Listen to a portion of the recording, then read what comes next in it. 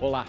2020 pode ser o ano em que o Brasil vai reformar seu sistema de tributos, hoje considerado um dos mais ineficientes do mundo. O É Notícia recebe o economista Bernard Api, autor da proposta de reforma tributária que está na Câmara dos Deputados.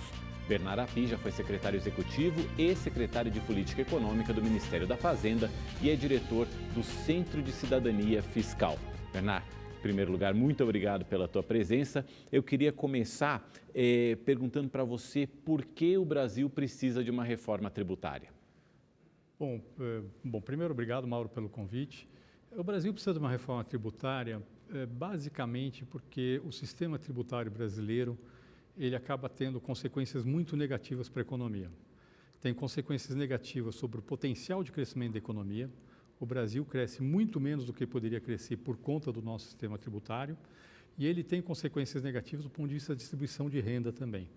Ou seja, o nosso sistema tributário tem brechas que permitem que uma parcela relevante das pessoas de alta renda do Brasil paguem muito pouco imposto de renda, o que você acaba concentrando a carga naquelas pessoas que têm renda mais baixa. Agora, a reforma tributária que está sendo proposta também tem a intenção de corrigir essas distorções?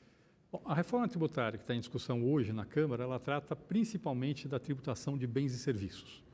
Então, a ideia básica é substituir 5 tributos atuais que são muito ruins, que são o PIS, a COFINS e o IPI, que são federais, o ICMS, que é estadual, e o ISS municipal, por um único imposto sobre bens e serviços, que é um imposto do tipo que incide sobre valor adicionado. Essa proposta ela tem o foco principalmente de corrigir os problemas que prejudicam o crescimento da economia brasileira, embora ela tenha algum impacto positivo também de melhorar um pouco a distribuição de renda. Mas o foco principal dela é permitir que o Brasil cresça mais. Agora, existe uma outra agenda que pode ser discutida simultaneamente ou subsequentemente, que é a agenda de mudança, por exemplo, na tributação da renda, da folha de pagamentos, que essa tem um efeito mais importante sobre a distribuição de renda. A proposta que vai ser encaminhada, que está começando a tramitar na Câmara e no Senado, aliás, existe uma proposta na Câmara, existe uma proposta no Senado, a sua, que foi elaborada pelo Centro de Cidadania Fiscal, é a proposta que está na Câmara dos Deputados. Há a intenção de se unir essas duas propostas, também haver aí a contribuição de propostas do governo e é uma proposta de mudança na Constituição, ou seja, ela precisa ser aprovada pela maioria absoluta das duas casas, em duas votações, é um trâmite complicado e a gente está em ano eleitoral. Pelos contatos que você tem com os deputados, qual é hoje o ânimo para que isso seja aprovado ainda esse ano? Olha, o ânimo aparentemente é muito grande. Até recentemente o presidente Rodrigo Maia falou que pretende aprovar ainda no primeiro semestre desse ano a proposta de reforma tributária, no mínimo na Câmara dos Deputados. Então, acho que o ânimo é muito grande, eu acho que o ambiente para aprovar a reforma tributária no Brasil é dos mais positivos se a gente olhar nas últimas décadas. A gente vem discutindo reforma tributária no Brasil desde a Constituição. A gente perdeu uma oportunidade muito grande de fazer uma boa mudança no sistema tributário na Constituinte e de lá para cá, desde a Constituição, ou seja, já 30 anos, tá certo, que a gente vem discutindo essas mudanças no sistema tributário. Eu acho que nesse momento a gente tem um ambiente mais favorável para aprovar essa reforma tributária, seja do ponto de vista do setor empresarial, que entende que o sistema tributário brasileiro não dá mais, está atrapalhando muito o funcionamento das empresas, seja do ponto de vista federativo, porque a reforma tributária tem impacto sobre estados, tem impacto sobre municípios, e eles também estão dispostos a discutir uma mudança. Pela primeira vez na história, os 27 secretários de Fazenda de todos os estados do Brasil apresentaram uma proposta semelhante à que está na Câmara, com algumas mudanças, pedindo o fim do ICMS, a substituição por imposto sobre bens e serviços, o fim da possibilidade de concessão de benefícios fiscais pelos estados. É a primeira vez que isso acontece, nunca aconteceu antes. É também um ambiente muito favorável e nós temos um Congresso Nacional com um perfil bastante reformista que também cria um ambiente favorável para essa mudança. A gente vai destrinchar bastante a proposta, vou te pedir até para que você seja bastante didático, porque é um tema muito complicado.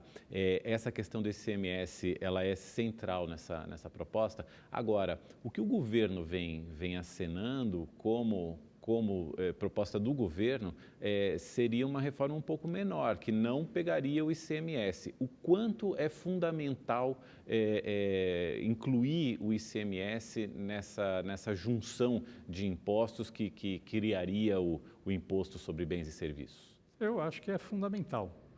O governo federal tem colocado, falando assim, olha, nós vamos fazer proposta de reforma na linha do que está sendo proposto na Câmara, mas restrito apenas aos tributos federais. Só que isso vai resolver, sei lá, 10% dos problemas do sistema tributário brasileiro e vai deixar 90% dos problemas sem resolver. O ICMS deve responder por 80% dos problemas. Você diz, inclusive, que o ICMS é o pior imposto que a gente tem. É o pior imposto do Brasil e talvez seja um dos piores impostos do mundo, o ICMS. Por quê? Ele é muito ruim porque, por vários motivos. Primeiro, porque ele é extremamente complexo. Extremamente complexo. Tem 27 legislações, todas cheias, só tem exceção, não tem regra. Então, é muito complexo para o contribuinte, é um inferno. O contribuinte pode tentar fazer tudo certo e ainda assim ele vai estar fazendo alguma coisa errada. Tá certo? De tão complexo que é o sistema tributário no ICMS. Segundo, o fato do ICMS ser cobrado dominantemente no estado de origem, ou seja, quando você faz uma venda de um estado para outro, normalmente a alíquota você cobre 12% no estado de onde sai a mercadoria e a diferença, se a alíquota é 18% no estado de destino, 6% no estado de destino. Então, ele é cobrado principalmente na origem. O fato do ICMS ser cobrado na origem cria incentivo para que os estados deem benefícios fiscais para atrair empresas, que é a famosa guerra fiscal. Só que essa guerra fiscal, ela se tornou completamente disfuncional para o Brasil. Ela perdeu função como política de desenvolvimento regional, porque todos os estados dão benefícios, e, na verdade, ela tem um efeito que é o inverso do que você pretende, que normalmente o estado, em vez de explorar a vocação dele, ele dá benefício para roubar uma empresa que, por vocação, vai para outro estado. Então, só para dar um exemplo, aqui em São Paulo, o nosso estado, dá benefício para frigorífico. Frigorífico sem benefício deveria estar onde está o boi, lá no Centro-Oeste. E aí tem estado do Centro-Oeste que dá benefício para montadora. E aí a montadora sem benefício estaria em São Paulo. Qual é a consequência disso para o Brasil? É um monte de caminhão rodando à toa o país, sendo que o frigorífico talvez gere até mais emprego do que a montadora, tá certo? Um monte de caminhão rodando à toa o país, nenhum dos dois estados está se desenvolvendo mais que isso, e o Brasil está pagando mais caro para produzir menos. Essa é a consequência do ICMS, do jeito como ele é hoje. Vamos destrinchar, então, a proposta de reforma tributária. Repetindo, a proposta ela prevê a unificação de impostos federais, do ICMS, que é estadual, e do ISS, que é o imposto municipal. Os federais são PIS, COFINS e IPI. Unificando todos esses impostos, seria criado o IBS, que seria o Imposto sobre Bens e Serviços, e eu começo perguntando por que essa é a melhor opção? Bom, essa é a melhor opção porque a melhor forma de tributar bens e serviços é com um imposto que tenha uma base ampla, que alcance todos os bens e serviços, um imposto que a gente chama de não cumulativo, que significa o quê? Tudo aquilo que a empresa vende incide imposto, mas todo o imposto que incide sobre os insumos que a empresa utilizou no seu processo produtivo, ela recupera. Então, vamos dizer o seguinte, uma empresa produz por 100, vende 100 e compra 50 de insumos. Se a alíquota do imposto é 10%, ela tem um débito de 10% de 100 na venda, mas ela recupera 5 do imposto incidente nos insumos que ela comprou, que é 10% dos 5 que ela comprou, dá um exemplo, e ela paga 5. Ela tem que recolher 5 para o governo. Seria uma montadora, por exemplo, que compra peças. Isso, uma montadora que compra peças. O carro que ela vende incide imposto, a peça que ela comprou, ela veio tributada, mas a montadora recupera o imposto que incidiu sobre as peças. Por um sistema de créditos? Um sistema que a gente chama de um sistema de débito e crédito. Então, aquilo que vende tem débito, ou seja, o imposto que incide sobre aquilo que ela vende, e o imposto que incide sobre os insumos que ela utilizou gera um crédito para ela. Mas isso é um crédito futuro ou é na hora? Não, é na hora. É na hora. Você, todo mês, você soma tudo que você vendeu e você calcula o imposto incidente nas suas vendas e você vê um imposto que incidiu sobre tudo que você comprou para o seu processo produtivo. E desconta. E você paga o líquido. O que tem esse sistema, quando ele tem uma base ampla e ele funciona para toda a economia com uma regra só, ele tem várias vantagens. Primeiro, você quando fizer isso, você consegue desonerar, por exemplo, completamente as exportações. As exportações têm alíquota zero num bom imposto sobre valor adicionado. Então, o exportador exporta, não cobra nada e ele recupera todo o imposto que incidiu sobre todos os insumos que ele utilizou. Tá certo? Então, no fundo, você não exporta imposto. E você tributa a importação como você tributa a produção nacional. Segundo, ele é um imposto que não distorce a forma de organização da economia. Aquele exemplo que eu dei, que São Paulo dá benefício para frigorífico e o Estado do Centro-Oeste dá para montadora, nesse imposto, a economia se organiza como se não existisse o imposto. Ou seja, ela se organiza da forma mais eficiente possível, que só isso já faz aumentar a produtividade e o PIB potencial do país. Terceiro, se você tiver um imposto, um bom imposto com essas características, tem uma base ampla, um mínimo de exceções, mínimo de exceções, e idealmente uma única alíquota. E isso facilita muito você cobrar um imposto. É extremamente simples a operacionalização do imposto. É o que eu te falei, hoje as empresas tentam cumprir a legislação e muitas vezes não conseguem. Nesse imposto é extremamente simples você conseguir cumprir a legislação. Só uma dúvida em relação a essa alíquota única. É uma alíquota única em relação a todos os bens e serviços ou é uma alíquota única para o Brasil inteiro? Então, na proposta que está na Câmara dos Deputados, que nós desenvolvemos no Centro de Cidadania Fiscal, a proposta é uma alíquota uniforme para todos os bens e serviços. É uma alíquota só para todos os bens e serviços. Mas, na nossa proposta, a União, os Estados e os municípios vão ter autonomia de gerir a sua parcela da alíquota. Então, ela pode ser diferente entre estados e até entre municípios, mas é uma alíquota só para todos os bens e todos os serviços. Ou seja, dentro daquele estado ou dentro daquele município, existe a liberdade de uma variação na alíquota, mas dentro daquele estado ou daquele município, aquela alíquota vai valer para todos os bens e serviços. Tudo. Exatamente. Essa é a ideia e simplifica muito a operação do imposto. No Brasil, a gente está muito acostumado a ter múltiplas alíquotas, não sei o quê. Só que, quando você tem múltiplas alíquotas, muitas vezes que gera vários problemas. Primeiro, automaticamente, você gera mais custo de pagar imposto. Tem um estudo do fisco da Suécia dizendo que na Suécia, onde tem muito menos propensão ao litígio que no Brasil, se você adotasse uma alíquota uniforme, lá só tem 3 alíquotas, você reduziria em 30% o custo de pagar imposto. Segundo, gera contencioso, porque o contribuinte sempre vai tentar interpretar a legislação de forma a dizer que ele paga a alíquota menor e o fisco sempre vai interpretar a legislação dizendo que ele tem que pagar a alíquota mais alta. Tá certo? Terceiro, o imposto é um imposto que a gente fala um imposto sobre consumo. Esse imposto, com essas características que eu falei, como você desonera completamente exportação, desonera investimento, e tudo que um país produz ou importa só tem 3 destinações possíveis, ou é consumido, ou é exportado, ou é usado para aumentar a capacidade produtiva, que é investimento. Se você desonera exportação e investimento, você está tributando o consumo. Não existe razão para que você tribute de forma diferenciada o consumo. É uma parcela daquilo que as pessoas consomem que está sendo usado para financiar o governo. Aí vem a pergunta, mas e cesta básica? A proposta é que não tenha nem mesmo tributação diferenciada para a cesta básica. Sim, porque existe essa tendência também de a gente usar as alíquotas para também escolher prioridades dentro da economia, setores que a gente quer incentivar, setores que a gente deseja transformar o imposto em alguma função social, como, por exemplo, o caso da cesta básica. Nesse caso, o IBS não serviria para isso? Não serviria para isso. A ideia é por que não serviria para isso? Porque toda vez que você fala, vou desonerar a cesta básica, você tem que definir o que é cesta básica.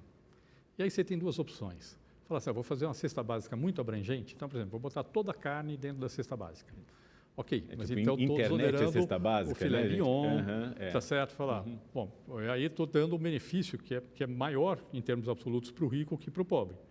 Porque ainda que em termos relativos o pobre consuma mais que o rico, em termos absolutos o rico gasta mais com cesta básica que o pobre. Fala, não, então vou dar só o benefício só para carne de segunda. Mas imagina o inferno que é controlar o que está certo, assim, na hora que você fala, só dou benefício só para carne de segunda, assim, o açougue vai vender colchão duro, sabor filé mignon, entendeu? É isso que vai acabar acontecendo. E aí vai lá um fiscal discutir se aquilo que ele está vendendo é colchão duro ou é filé mignon. Óbvio que é um inferno para você controlar esse tipo de coisa. Em contrapartida, a proposta é que, em vez de você desonerar a cesta básica, a ideia é devolver para as famílias pobres o imposto incidente no seu consumo.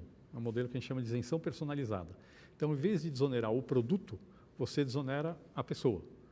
Então, a ideia é, as famílias que estão no cadastro único dos programas sociais, nós estamos falando aqui em mais de 70 milhões de pessoas, 27 milhões de famílias, que são tipo 35% da população brasileira, que, ao fazer suas compras, deixaria lá o seu CPF, que nem se faz hoje, nessa nota fiscal paulista, você deixa lá o seu CPF, e no mês seguinte ela recebe, via crédito no cartão dos programas sociais, uma quantia que corresponde ao imposto incidente sobre o consumo com um teto, óbvio, para não ter fraude, e esse teto seria o imposto incidente sobre a cesta básica do PIS/COFINS. Quer dizer, ela ganharia então, um desconto em cima do imposto que ela pagou em produtos da cesta básica no mês anterior. Ela teria o dinheiro de volta no mês seguinte. Exatamente. E com essa mudança, na verdade, o sistema hoje você desonera a cesta básica, mas então, portanto, está dando um benefício que é maior para o pobre que para o rico em termos relativos, embora em termos absolutos maior para o rico que para o pobre.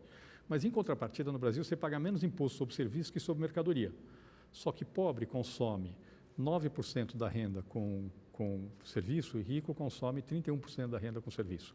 Então, ao pagar menos imposto sobre serviço que sobre mercadoria, eu estou dando um benefício maior para a família rica que para a família pobre. Quando você coloca os dois na balança, pela pesquisa de orçamentos familiares anterior, isso dava um 0 a 0. No fundo, era mais ou menos, todo mundo pagava imposto igual. Com a nova POF que saiu agora, aumentou a participação do serviço, principalmente para rico. Então, provavelmente, hoje o imposto já é rico, paga menos do que pobre, mesmo com a desoneração da cesta básica.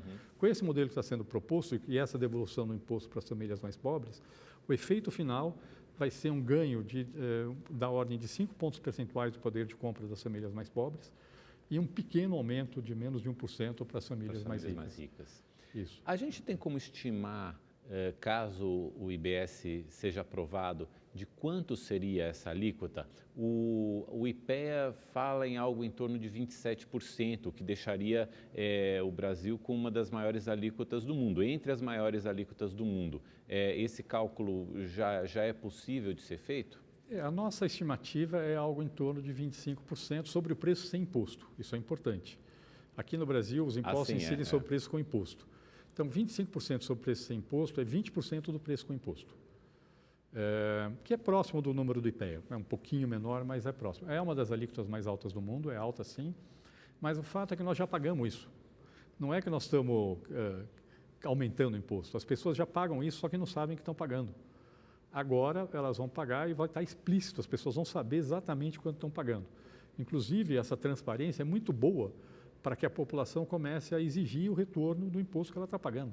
Muitas vezes no Brasil, hoje você vai para uma família pobre, pergunta se ele paga imposto, a pessoa fala, não, eu não pago imposto, porque não paga imposto de renda, não paga IPTU, mas no fundo está pagando um imposto enorme em cima daquilo que ele está comprando. Só que ele não sabe quanto está pagando. E o sistema é tão complexo hoje que é impossível saber quanto está pagando. Às vezes a gente vê na nota fiscal do supermercado, vem ali a descrição de vários impostos, no final a gente fica realmente sem saber direito o quanto que a gente pagou de imposto. Até já está um pouco mais claro, tem um cálculo ali, mas mesmo assim não é tão fácil de compreender, né? Mas o que tem hoje, na verdade, é um número chutado, tá? Tem lá uma carga estimada, mas um número completamente chutado. Eu tenho um amigo que foi uma vez no supermercado e comprou 5 bananas de uma cerveja e logo em seguida passou com 5 cervejas de uma banana. Eu não sei qual é a carga da cerveja e da banana, mas eu tenho certeza absoluta que a da cerveja é mais alta que a da banana. Quando ele foi olhar as notas, deu muito parecida a carga nos dois, mas a da banana deu mais alto que a da cerveja. Então, na verdade, tem um programa que chuta um número lá que simplesmente desinforma. Em vez de informar, é um número que desinforma a pessoa do quanto ela está pagando de imposto. Agora, tem produtos que eles são, de fato, sobretaxados por serem produtos que o governo entende e que a própria sociedade entende, que às vezes fazem mal para a saúde, como é o caso de cigarro, bebida alcoólica, que geram custos para o sistema público de saúde. A proposta prevê, de alguma forma, que algum tipo de produto possa ter uma alíquota superior a essa alíquota única que vai ser instituída? Então, a proposta não prevê alíquota superior no IBS, mas ela prevê um imposto seletivo que é exatamente para esses casos. É um imposto que incide só sobre produtos que geram externalidades negativas, que a gente chama como cigarro, bebida alcoólica Ou seja, para esses casos vai ter uma alíquota mais alta, mas não dentro do IBS, mas sim através do imposto seletivo. A externalidade negativa, então, é esse impacto que aquele produto causa nos gastos públicos, é isso? Externalidade negativa, a definição econômica é que o custo social é maior que o custo privado daquele produto. Ou seja, a pessoa que está pagando o custo do produto, mas como ele faz mal para a saúde, tem o custo do sistema de saúde que está vinculado àquele produto que não está sendo pago, e a ideia é você tributar aqueles produtos que têm esses efeitos negativos que a sociedade está pagando e não o adquirente do produto. Mas seria um outro imposto, não estaria dentro seria um da outro alíquota imposto. do Seria um IBS? imposto exatamente para ter uma alíquota uniforme no IBS. A vantagem da alíquota uniforme é enorme, por exemplo. Se você está importando um produto do exterior pela internet, é facílimo você cobrar um imposto. Se você tiver 500 mil alíquotas, é muito difícil se você, num fornecedor que está no exterior, que não conhece a legislação brasileira, saber quanto ele tem que recolher de imposto no Brasil, porque a legislação é super complexa. Quando você tem uma alíquota uniforme, é extremamente fácil falar, estou comprando um produto ou mesmo um software no exterior, eu sei quanto é que eu vou ter que pagar de imposto naquela importação, que tem que ser o mesmo imposto que a produção nacional paga. Então, a alíquota uniforme facilita muito esse tipo de operação, inclusive a tributação da economia digital, que é uma preocupação grande que existe hoje, e é extremamente difícil se tributar com um sistema complexo como a gente tem hoje. Agora, vamos voltar um pouquinho para a questão do ICMS, acabando com hoje o que a gente chama de guerra fiscal, e reduzindo a capacidade de estados e municípios de usar o tributo como forma de atrair empresas. Os estudos já indicam que, por exemplo, o estado de São Paulo seria o que sairia mais perdendo com a implementação do IBS, porque ele passaria a consumir no local passaria a tributar no local de consumo e não no local de produção. E São Paulo produz mais do que consome. Isso não tira um pouco dessa liberdade dos estados e municípios, que seria até um dos princípios do federalismo, de poderem competir entre si? Bom, vamos tratar de vários pontos aqui, eu acho. Primeiro ponto, hoje a guerra fiscal é usada como política de desenvolvimento regional, mas é extremamente ineficiente, como eu falei. No fundo, não está funcionando mais. Tanto é que São Paulo dá benefício e São Paulo é o estado mais rico da federação. Tá certo? Uhum. Então, não está funcionando.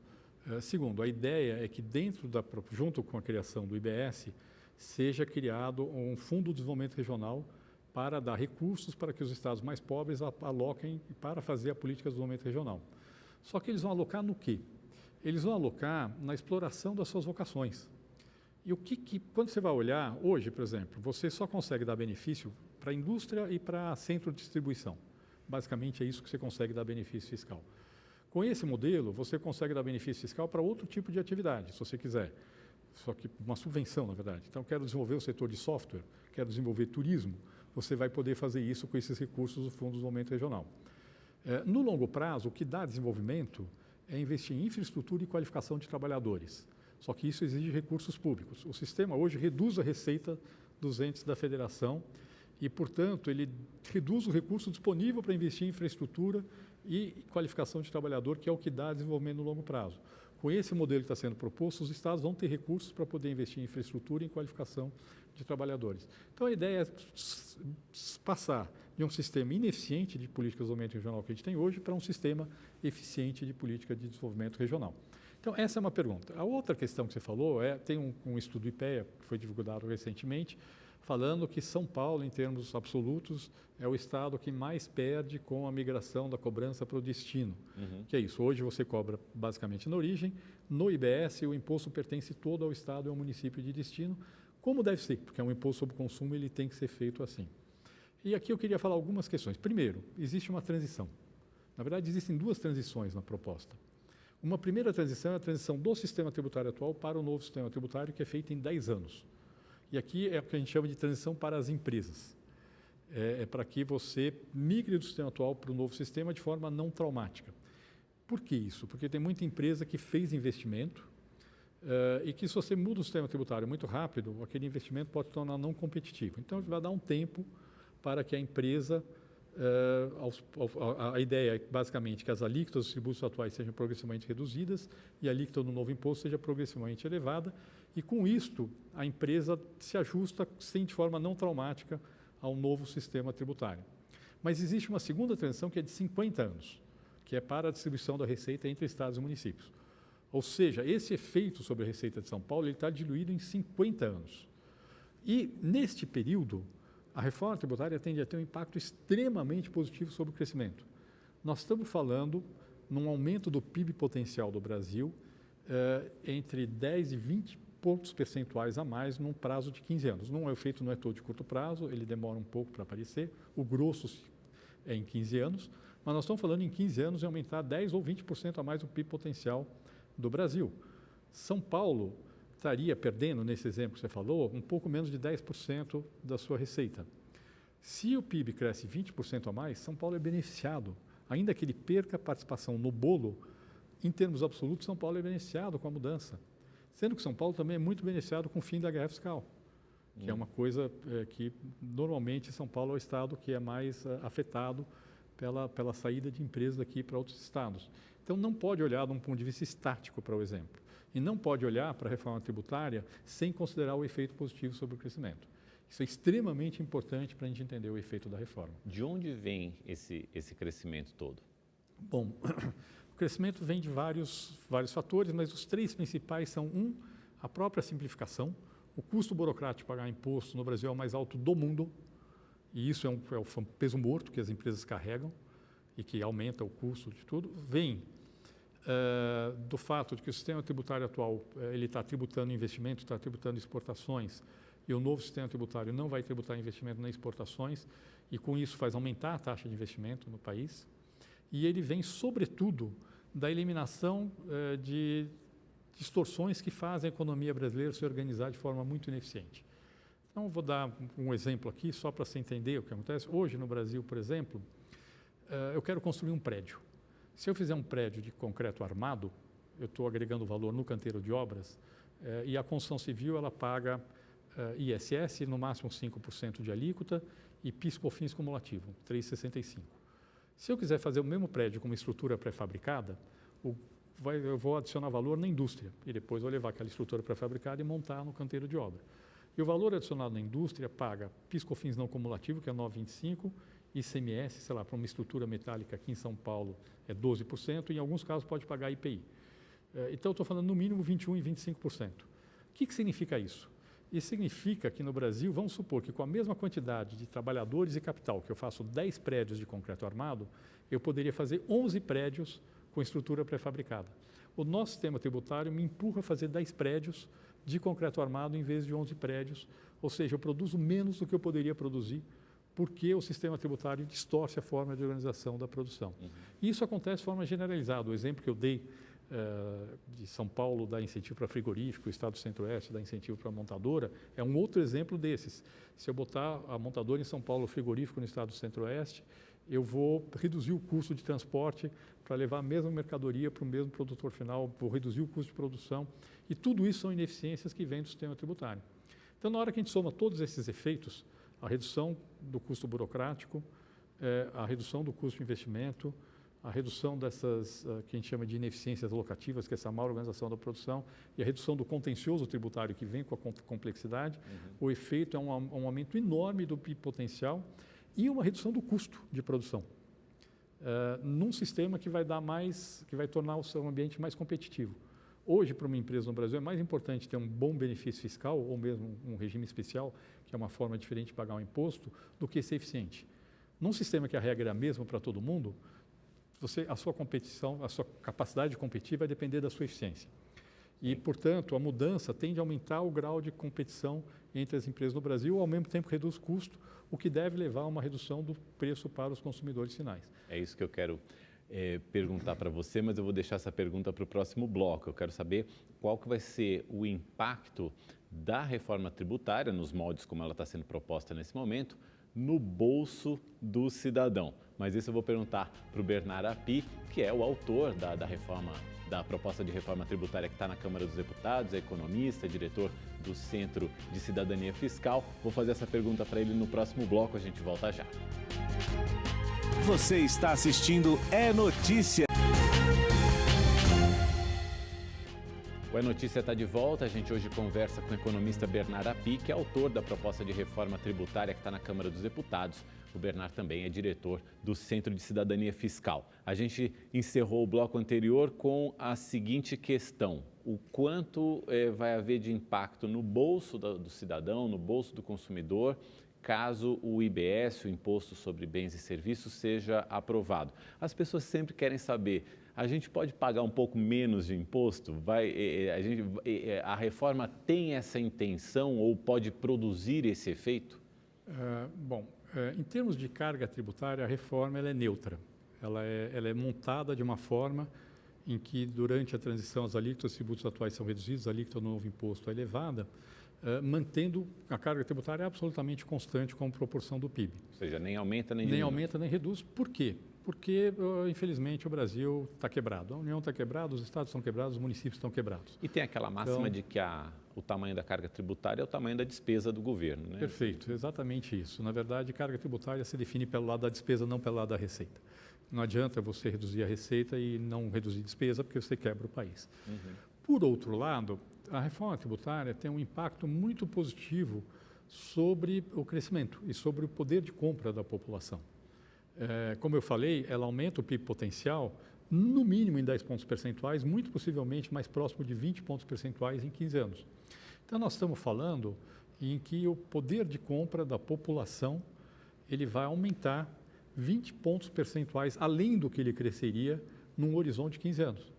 Nós estamos falando, em média, um aumento de mais de 1 ponto percentual por ano de aumento do poder de compra da população por conta da reforma tributária. E a gente está falando também de possibilidade de geração de vagas de emprego, de crescimento da economia, porque a crescimento da economia... aumento de investimento, você aumenta a possibilidade, a geração de empregos também.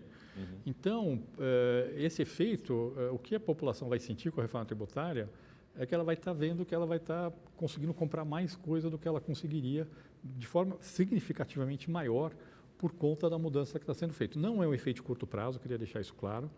O efeito nos primeiros anos é relativamente limitado, mas é um efeito que, a partir do 5º, 6º ano, é muito forte, e a população vai sentir isso de forma muito clara no seu poder de compra. Inclusive, como eu falei, como a reforma tributária reduz custos e aumenta a competição, uma parte desse efeito vai vir via redução de preços, quer dizer, a inflação vai ser menor do que ela seria por conta do efeito da reforma tributária, o que, por sua vez, ajuda, por exemplo, a ter uma política de juros mais baixos, o que também ajuda o crescimento da economia. Então, o efeito, o que a população vai sentir, isso eu posso assegurar com segurança absoluta, é que vai sentir claramente um aumento do seu poder de compra por conta da sua capacidade, daquilo do que ela consegue comprar com a renda que ela tem por conta da reforma tributária. Você falou que existe já um consenso, um acordo entre os secretários da Fazenda de todos os estados, mas alguns setores da economia já começam a se manifestar. Por exemplo, o pessoal do agronegócio acha que essa reforma pode ser prejudicial ao agronegócio porque aumentaria a carga tributária em cima do agronegócio. E é o setor que responde aí por 23% do produto interno bruto. É real isso? Existe essa possibilidade? Então, de novo, precisa entender, esse é um imposto sobre consumo. Quem paga o imposto, de fato, é o consumidor final. O produtor ele apenas recolhe o imposto que quem vai estar pagando, no fundo, porque vai estar no preço da mercadoria do serviço, é o consumidor final. No caso do agronegócio, hoje, paga muito pouco imposto mesmo, porque tem muitos sistemas de diferimento, no caso do PIS/COFINS, o grosso dos produtores da pessoa física sequer paga. Mas para o agronegócio, o importante não é saber se ele vai recolher ou não. A ideia é que sim, que os grandes produtores entrem no regime normal de débito e crédito, possivelmente vão recolher mais imposto que recolhem hoje. Só que, do ponto de vista da demanda, hoje você, apesar de tentar desonerar as exportações, por uma série de falhas no sistema tributário, a gente está exportando imposto. Uhum. E, portanto, no IBS, você vai desonerar completamente a exportação de produto agropecuário. E, com isso, provavelmente vai aumentar a exportação. Então, vai aumentar a demanda pelos produtos deles. No mercado doméstico, hoje você desonera a cesta básica e no IBS você vai tributar a cesta básica. Só que, em contrapartida, você vai devolver a renda para a população mais pobre. O efeito é quase com certeza um aumento da demanda por alimentos no Brasil também. Ou seja, o agronegócio, embora talvez recolha mais imposto do que recolhe hoje, no fundo vai ser beneficiado pela mudança. Vai ter uma demanda maior, vai ter provavelmente uma rentabilidade maior do que tem hoje na sua operação. Mas para o consumidor não encarece, para o consumidor brasileiro? Porque se houver um aumento das exportações, a gente viu o que aconteceu com a carne agora, que teve aumento de exportação para a China e o preço subiu aqui no Brasil. Se a gente tiver um aumento de exportações e tiver um aumento da demanda interna, a tendência não é subir o preço dos alimentos e consequentemente, a inflação? Seria se a mudança, se o impacto fosse todo no curto prazo, mas como o impacto é ao longo de 10 anos, a tendência é que a produção acompanhe o aumento da demanda. Quando você tem uma situação dessas, que se aumenta muito a exportação no curto prazo e a produção é fixa, você tem efeito de aumento de preço. Que foi o que aconteceu com a carne. Que foi o que aconteceu com a carne agora, nesse ano no Brasil. Mas quando você tem um impacto diluído no tempo, inclusive dá para antecipar qual é esse impacto, a produção acompanha o aumento da demanda e o efeito final não é aumentar preço, é aumentar a produção e não o preço.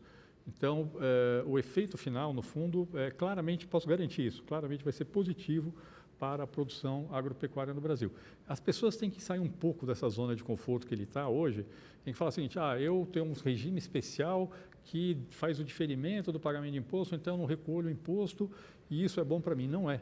Só que tem um sistema desses que gera uma enorme complexidade, que reduz a demanda tanto no mercado doméstico quanto na exportação, e você vai ter um sistema em que, embora o produtor, pelo menos o grande produtor, recolha algum imposto, no final o efeito vai ser aumentar a demanda pelos produtos deles e aumentar a rentabilidade dele. Bernardo, hoje o Brasil ele abre mão de arrecadar cerca de 300 bilhões de reais por ano por conta de benefícios fiscais, setores que são mais beneficiados com algumas isenções. Se a gente pensar que a reforma da Previdência vai gerar uma economia de cerca aí de 900, 800 bi ao longo de 10 anos, só de isenções, a gente tem uma reforma da Previdência a cada 3 anos, mais ou menos, aqui, que a gente está deixando passar. A reforma tributária vai ter um impacto muito grande sobre esse valor de isenções e deduções e etc.? Tem um impacto extremamente relevante. Esses 300 bilhões que você está falando são só de tributos federais. Isso. Se a gente incluir os estaduais e municipais, a gente deve estar mais perto de 500 bilhões do que de 300. A reforma tributária ela acaba com todos os benefícios fiscais nos tributos sobre bens e serviços que tem hoje. Então, todos os benefícios fiscais de PIS, COFINS, IPI, ICMS e ISS deixam de existir ao longo da transição, vão sendo progressivamente reduzidos. Nós estamos falando, no caso dos federais, nós estamos falando em 110 bilhões de reais de benefícios. Os estaduais e municipais é mais difícil quantificar, mas estamos falando com certeza algo entre 100 e 150 bilhões. Nós estamos falando de 200, 250 bilhões de reais de redução de benefícios fiscais, ou seja, metade. Cai pela metade. Cai pela metade os benefícios fiscais que tem hoje. Agora, isso é feito sem aumentar a carga tributária. E esse é um ponto extremamente importante. Se eu reduzir os benefícios fiscais mantendo os tributos atuais, eu aumento a carga tributária, porque eu vou passar a arrecadar um imposto que eu não estou arrecadando. No modelo que a gente está propondo, eu vou eliminar 250 bilhões de reais de benefícios fiscais sem aumentar a carga tributária, porque a alíquota do novo imposto é calibrada para manter a receita dos tributos atuais. E, portanto, eu consigo eliminar 250 bilhões de reais de benefícios fiscais sem aumentar a carga tributária. Essa é uma das grandes vantagens do modelo que está sendo proposto relativamente a eliminar os benefícios fiscais mantendo os tributos atuais. Mesmo assim, quem perder esses benefícios vai chiar, vai reclamar. O que você tem ouvido em termos de contestações e de sugestões também? Não, no fundo, tem duas categorias de empresas que têm benefícios fiscais. Tem categorias de empresas que têm benefícios fiscais, mas sem benefícios são eficientes, e essas estão apoiando a reforma. Elas querem transição. Elas querem transição para poder não perder o investimento que elas fizeram em cima do sistema tributário atual. Ter tempo para se ajustar. Uhum. Mas elas são a favor da reforma, porque elas veem que o sistema tributário atual não está valendo mais a pena, apesar de elas terem benefícios. E tem algumas empresas que são menos, mas tem algumas empresas que são ineficientes e vivem à custa de benefício fiscal. Essas daí são contra, vão ser contra. É possível, se a empresa é ineficiente, ela vai quebrar e vai entrar uma empresa eficiente no lugar dela. É bom para o país, para aquela empresa que é ineficiente, ou ela se torna eficiente para se conseguir operar num sistema que não gera distorção, ou ela vai quebrar. Choque de realidade, É um choque né? de realidade. Para o país é bom. Uhum. Quando você tem uma empresa eficiente, você produz mais do que quando você tem uma empresa ineficiente. Então, para o país é bom. Tem a transição para dar tempo para ela se ajustar a essa nova realidade. Agora, se é uma empresa ineficiente, que opera de forma ineficiente e só sobrevive por causa de benefício fiscal, obviamente ela vai ser contra a reforma tributária. Agora, o IBS, você já vem falando, é um imposto, basicamente é um imposto sobre consumo, é um imposto arrecadatório. Ele não tem tanto a função de combater desigualdades sociais. Mas a gente sabe que uma das funções do sistema tributário é de tentar equilibrar um pouco o jogo entre ricos e pobres na sociedade. O que é que pode ser feito também via reforma tributária para que o nosso sistema tributário cumpra essa função social também? Bom, aqui a gente vai ter que sair, tem que entender a primeira coisa, quando você olhar a questão do impacto distributivo, você não pode olhar só para a tributação, tem que olhar a tributação e gasto. Então, eu vou dar um exemplo, por exemplo, imposto sobre consumo é um imposto que a gente chama de regressivo, porque pobre consome uma parcela maior da renda que rico. Mas se eu não tenho imposto sobre consumo, eu crio imposto sobre consumo e aloco toda a receita para transferir recursos para as famílias mais pobres, na soma da tributação e do gasto, eu fiz uma política que é progressiva. Ou uso todo o dinheiro para financiar a educação pública ou saúde pública, o efeito final é progressivo. Porque esse é um outro problema nosso, a gente paga imposto e não vê a contrapartida, né? Principalmente a classe média da sociedade que consegue ter acesso à escola particular, à segurança privada, a transporte particular também, acaba pagando o imposto e não se beneficiando dele. É verdade, mas o fato é que o Brasil é um país muito desigual. Ao invés da gente ter que trabalhar para a classe mais média alta, que claramente, estou falando aqui, os 10% mais ricos da população brasileira, pagarem menos imposto, não. A gente tem que caminhar para que a qualidade do serviço público melhore. Eu, por exemplo, adoraria que os meus netos ou bisnetos, talvez, porque meus filhos já não dá mais, estudassem em escola pública. Eu, no meu caso, já são os meus filhos. Viu? Eu adoraria. Se eu tirasse o custo da educação particular do meu orçamento, estava uma maravilha. Mas isso seria um sinalizador de que o país deu certo, entendeu? O fato de a gente depender de ensino privado para os nossos filhos é um indicador que o país não está funcionando. O que a gente tem que fazer não é, olha, como a pessoa da classe média alta ela paga a escola do filho, então ela tem que pagar menos imposto para ela pagar a escola do filho. Não, o que a gente tem que fazer o Brasil é um país muito desigual. Essa pessoa tem que pagar sim a sua parcela justa de imposto e o Estado tem que melhorar a qualidade do serviço público e, idealmente, em algum momento, vai chegar no ponto, como nos países desenvolvidos, em que quase toda a população, exceto pouquíssimas pessoas, usa a educação pública. Agora, essa agenda de progressividade na tributação, a agenda principal é de imposto de renda. Hoje, no Brasil, uma parcela da população de alta renda paga pouco imposto de renda. E aqui tem vários motivos, desde alguns instrumentos financeiros que são muito pouco tributados, mas principalmente esse que a gente chama de isenção na distribuição de lucros e dividendos. O problema não é isenção na distribuição de lucros e dividendos, porque se você pagou 34% de imposto na empresa e não pagou 27,5% na pessoa física, não seria um grande problema. O problema é que no Brasil existem muitas formas de você pagar muito pouco imposto na empresa, muito menos que 34% do lucro efetivo, e aí distribui sem pagar imposto na pessoa física. E aí é um problema. E aqui nós temos pessoas de altíssima renda que se beneficiam desse sistema, e isso eu acho que precisaria ser corrigido. Acho que do ponto de vista distributivo, essa é a principal mudança que precisa ser feita no Brasil. Esse fenômeno da pejotização, que é uma forma de empresas e pessoas pagarem menos impostos, né? Exatamente. Aqui no Brasil, a gente tem situações, só para te dar um exemplo, sei lá, se eu for pegar, um trabalhador formal que ganha, mais de R$6.000. Se você contar o que a empresa paga de contribuição sobre a folha dele, como ele ganha mais que o teto, não gera nenhum benefício para ele, e o que ele paga de imposto de renda na pessoa física, dá 42% de imposto. Tá certo? Aí eu tenho um PJ, que você falou, quer dizer, uma pessoa, um profissional liberal que é sócio de uma empresa e que ele está pagando, 11,3% de imposto sobre a renda dele. Eu não posso ter um país, e essa pessoa pode ganhar R$50.000 por mês. Eu tenho no Brasil uma situação em que uma pessoa que ganha R$6.000 por mês, na prática, está pagando uma alíquota na margem de 42%, e uma pessoa que ganha 50 mil reais está pagando uma alíquota de 11%. Não dá. Esse modelo, essa distorção tem que ser revista.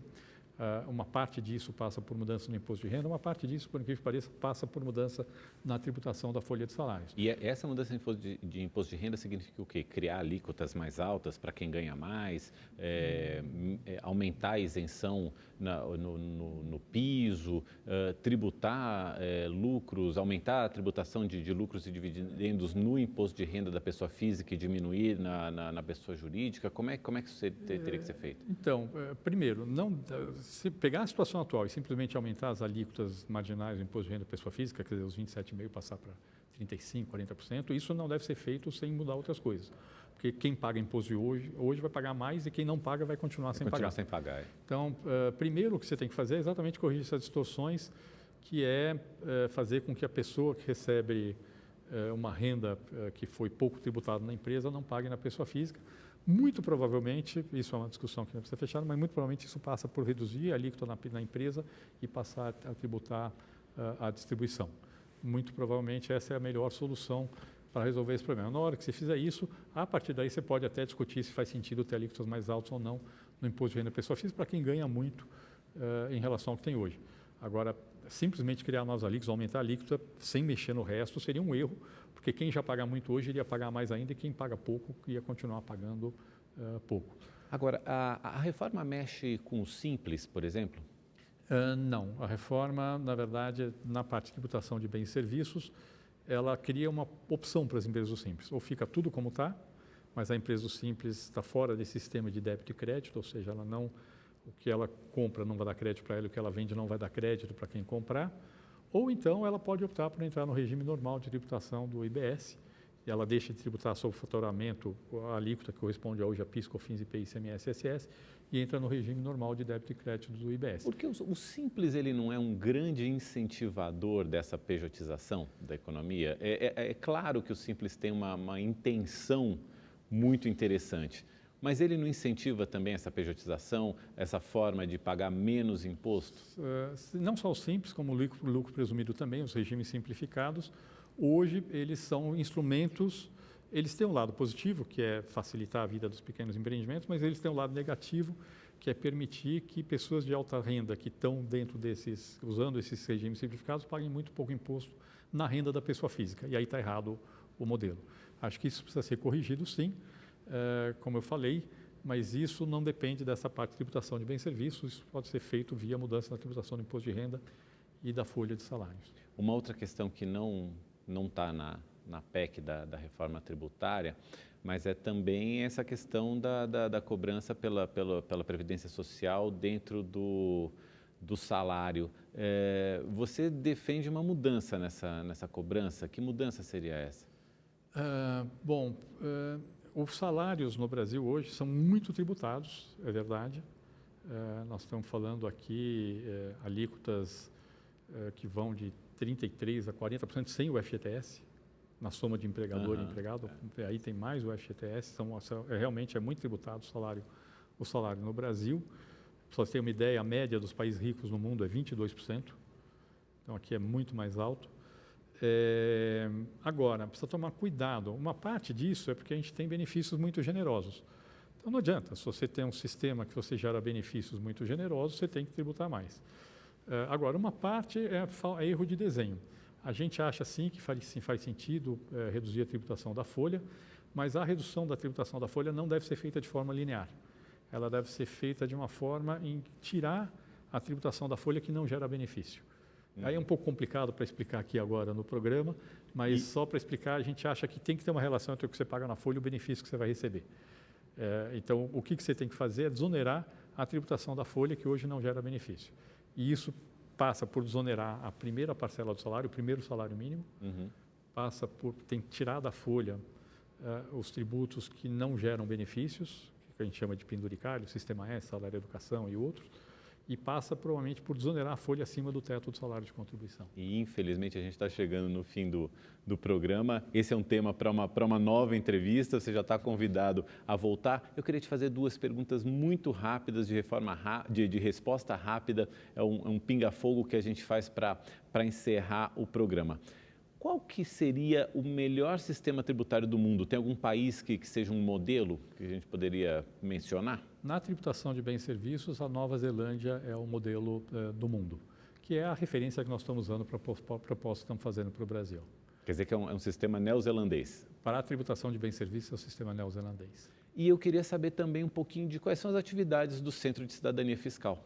O Centro de Cidadania Fiscal é o que a gente chama de um think tank, é um centro de formulação de políticas públicas e de defesa das propostas que são formuladas.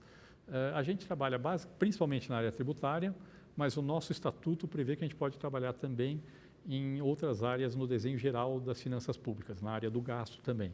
Então, questões como metas de gasto, sistemas de controle de gasto público estão dentro do nosso escopo, mas nos últimos anos a gente tem trabalhado basicamente na área tributária. Bernardo Api, muito obrigado pela sua presença, pela explicação, pela paciência em explicar didaticamente esse projeto de reforma tributária que está na Câmara dos Deputados. O Bernardo Api é economista, diretor do Centro de Cidadania Fiscal, autor desse projeto que está lá, que está sendo discutido, que a gente acha que nesse ano aí tem chances de ir para frente, conforme a organização política. Muito obrigado. Você sabe que todas as entrevistas do É Notícia estão disponíveis no site do programa, no portal da Rede TV, também no YouTube, no Twitter e no Facebook. Essa entrevista e todas as outras você pode acompanhar por lá. Muito obrigado pela sua companhia e até a próxima.